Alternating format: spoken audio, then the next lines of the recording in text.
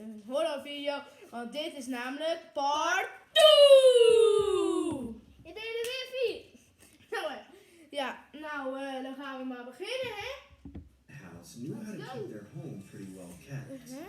As we made our way onto the front porch, we got greeted by a Echt middle-aged leuk, couple. jongens. The man introduces himself and his wife as Joe and Sally. My agent introduces my dad and I respectively as we all began making our way Hier zijn inside ze the allemaal. house. Hé, I Baloo! recall the house not being too big, but relatively decent size. It consisted of two Ja, rooms oké. and two bedrooms. Nou ja. To be honest, I was already sold on the place. The Deze house maar met all Baloo. my needs and seemed to be in Ja, pretty dit was de pristine Er gang. is hier ook een hond. I expressed my intention En to the zus. homeowners Ja, and die could zus. visibly see how excited the couple got. I assumed they were excited to move Hier out zijn ze and wit. get rid of the burden of having the house on sale. We then proceeded to make our way out of the house. Hier I is saw the couple looking at the ceiling with their hands Nee, hier clasped wit. together, Zie maar, wit. chanting a prayer. Je ziet het als niet. Oké, maar... Hun zijn niet vertrouwelijk. I found it a bit alarming, but shrugged the notion off, assuming they were just really religious. After a week of consulting with my agent and parents, I concluded with the decision of proceeding with the purchase. The house was being sold at a surprisingly low price, which obviously fit within my budget. I ended up signing all the paperwork and put a down payment on the house. During my first day of moving in, my dad and older cousin helped me move some furniture into my new home. Ja, hij is nu iets scherper op het beeld, maar wij zijn iets donkerder. Maar dat He maakt looked niet. like an older gentleman. Het gaat natuurlijk om de in his late 40s. video! We both made eye contact and I saw him Oh ja, politely en doe waving at natuurlijk me. een duimpje I then omhoog waved van back Abonneer abonneren. op dit kanaal en klik op you must het be my belletje. neighbor. Indeed. My name is Sebastian. Dan ga je altijd volgen en krijg je een Bash, sms. for short. Nee, een Okay, nice to meet you, belletje. Bash. Subject. Een Do berichtje you dat wij een require video any help hebben. Ja, moving dat your wil je wel belongings weten, in? denk ik al. No, it's fine. Yeah. Nonsense. Let me give you a hand. Sebastian then inserts himself within my parameters Oké, nu vind ik and hem. casually introduces Doei. himself to my Hij dad wil and per se cousin. een hand van hem. Throughout the rest of the day, we successfully moved our belongings within the household and share a few laughs with Sebastian. Despite the initial hoe lachte hij? introduction, he turned out to be a pretty laid-back kind of guy. We all even shared a beer or two as the night was pretty swell, to say the least. At around 11 p.m., my dad and cousin finally left the house, leaving Ja, Sebastian and I en alone. willen jullie I even noticed verder? Ik Sebastian moet heel staring even at a gaan, painting sorry. of Mona Lisa in my living room. Ik blijf hier wel. Kerstkaarten voor jouw bedrijf. Ik ga hier ook weg. Dit knippen we eruit. En Dit is eng. Klik, kerst, klaar. Super simpel, zakelijk kerstkaart. Samenstellen en bestellen. We moeten precies weer zo zitten. www.nl. Ja, ik. En. Oh ja, we nog pakken. The painting was a gift from the previous owners, so seeing him stare at it so intently was quite the scene to see. That's when I asked, "Hey, big fan of paintings, are you?" "Yes. Mona Lisa is one of Ja, the het lijkt hem dat we een masker Isn't she?" Hij? Yeah. Ik? I'm Ja, Ik? the Nee. Oh, really? Nee, niet hij. Yes. Maar die met I de actually blauwe, gave ja. it to the owners Hij is before I kip. came here Nee. as a welcome to the neighborhood. Zus. I suppose they Dat passed wist the gift to iedereen you al. now, huh? Denk they ik. did. Huh. Well, if you painted this, then you are very talented, sir. May I tell you something, Jack? Sure, man. I used to live in this house for decades. Nee, dit gaat long echt. before the previous owners did.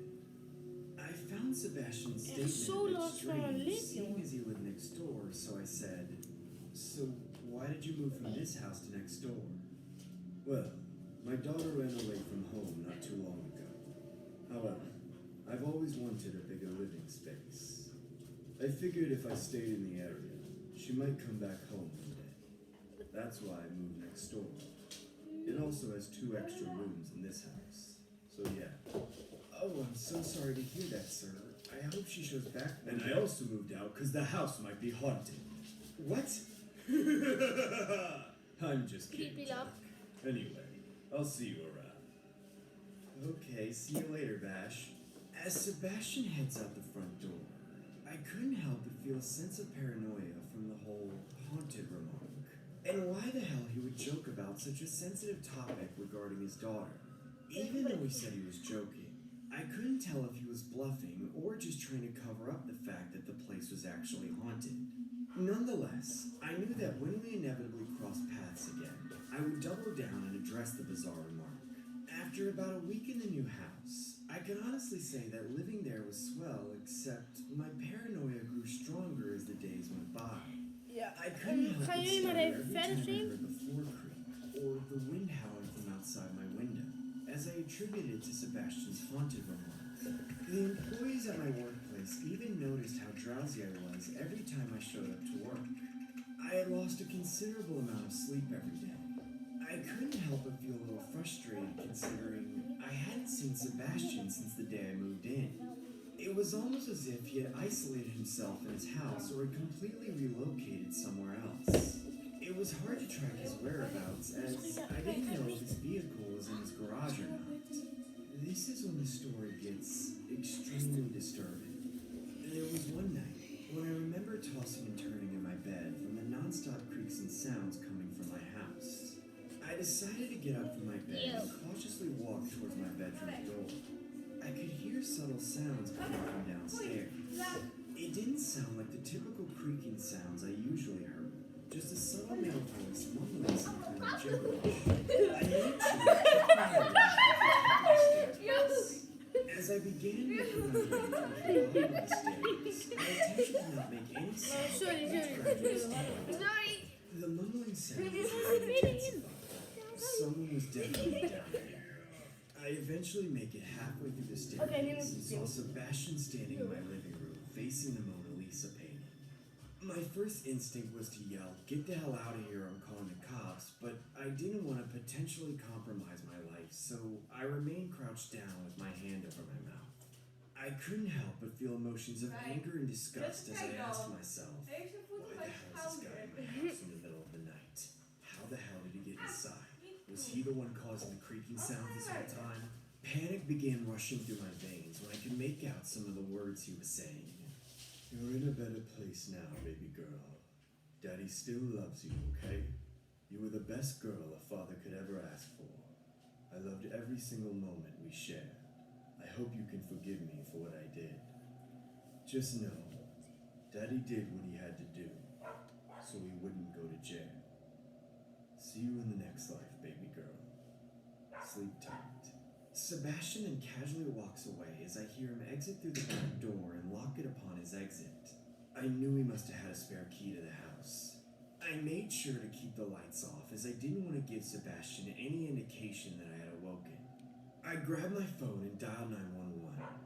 The operator then said, 911, what's your emergency? "Someone just broke into my house. I think it's my neighbor." Okay, sir, please remain on the line. We're sending a unit your way. "Well, hurry up, he might come back." Sir, can you please confirm your address? That's when I placed my phone on the floor and approached one of my closets that held some outdoor equipment. I grabbed an axe and a hard hat with a flashlight attached to it and began walking towards the Mona Lisa portrait. I put the hard hat on and turned on the flashlight attached to it. Now, I'm not sure what possessed me to do this, but the portrait fueled my anxiety to the point where I completely yanked it off the wall and tossed it into the corner. My speculations were accurate. There behind the painting lied a patched up component to the wall. I could tell there must have been a hole previous to the patch, considering the color of it was different compared to the rest of the interior. That's when I raised my axe and began hacking at the wall like a maniac. At this point, all I could see was red. I completely obliterated the wall with every bad intention I built up that night. The more destruction I caused, the more shocking secrets began unveiling themselves. There behind the wall, like the rotting corpse of a young girl, I couldn't believe what I was seeing. I was living with a dead corpse in my wall the whole time. Sirens from police cars began running in the streets. Blue and red headlights flashed through my window and into my house. I rushed to my front door and began waving my arms profusely. After disclosing the details of the newly discovered corpse and the appearance of my neighbor in my house, the police began knocking repeatedly at his door as they couldn't barge in without a search warrant. About several minutes later, a loud bang could be heard within his house. It was later found out that Sebastian had pulled the gun corpse that was discovered in my house was indeed his daughter. Before I or any of the previous tenants had moved in, Sebastian had claimed that his daughter was a runaway. But the truth was, Sebastian had abused his daughter for years and eventually killed her. He hid her deceased body in the wall and patched it up before finally putting the house up for sale. Sebastian would use a famous portrait of Mona Lisa as a cover-up gift for new tenants. Some speculate that he moved next door because he wanted to further abuse the spirit of his daughter. I believe it was because the spirit of his daughter tormented him every night, the same way she did to me. Yo, dat is creepy. Ja. Oké, nou. We hebben bedacht dat we part 3, 2 en 1 gaan maken. Dus we gaan nu over naar part 3. Dus vonden jullie dit leuk? Dan doe je een duimpje omhoog en anders omlaag. Maar ik zou eerder doen duimpje omhoog als je verschillende parts wilt. En doe een duimpje omlaag als je in één keer door wilt. Maar ze komen wel achter elkaar aan. Doe ook een duimpje omhoog als je eens een keer met je stoel bent gevallen. Ja. Nou, abonneer op ons kanaal en Druk op het belletje en duimpje omhoog. En tot zometeen dus. Adios amigos!